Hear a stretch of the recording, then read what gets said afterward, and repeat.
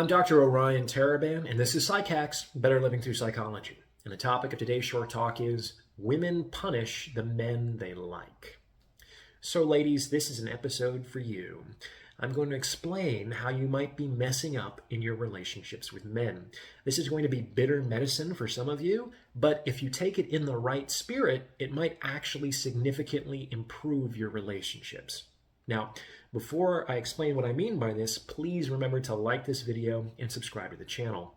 It takes less than a second, costs you nothing, and it's how you can support me in my mission to deliver free, high-quality content to the world. So thank you for your help. Now, in order to illustrate how women punish the men they like, let's consider a little thought experiment. Let's say you have two men in your life. One guy, you could kind of take or leave. He's decent, he's okay to have some fun with every once in a while, but you're not that emotionally invested in him.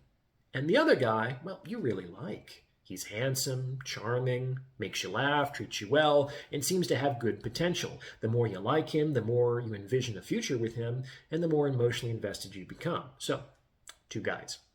Now, which of these two men are you going to be annoyed at if he doesn't text you back right away? Which of these two men are you going to get jealous of if he spends time with other women? Which of these two men are you going to pester if he's not showing sufficient enthusiasm in doing what you want? Do you get what I'm saying?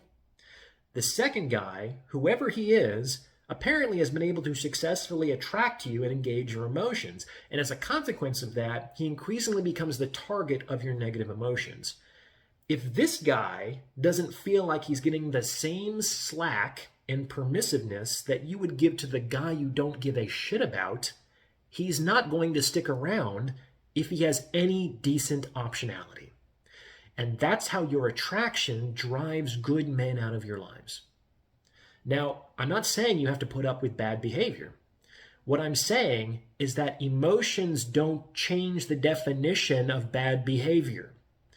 Good or bad, right or wrong, is determined by the explicitly negotiated agreement of the relationship or by some overarching morality that both parties voluntarily subscribe to, not by how you feel about the person involved. Murder is no less of a crime if no one liked the person who was killed, and it's not more of a crime if everyone loved the deceased. Do you understand? So I'm going to give you a good litmus test to help you determine whether your negative emotion is justified when a man you like has done something you don't. The test is simple. If another guy that you didn't care about did the same thing, would you be angry or upset? If no, then maybe this guy hasn't done anything wrong. If the guy you could take or leave doesn't text you back for a few days, don't get all up in arms if and when the guy you like does the same thing, absenting some explicit expectation to the contrary. If the guy you could take or leave dates other women when you're not around, don't make a big deal about it if and when the guy you like does the same thing, absenting some explicit expectation to the contrary. This is your emotion talking, and you need to find a way to work through that yourself. Because if you punish men as a consequence of your attraction to them, you're disincentivizing them to be attractive to you. Just keeping it a buck. What do you think?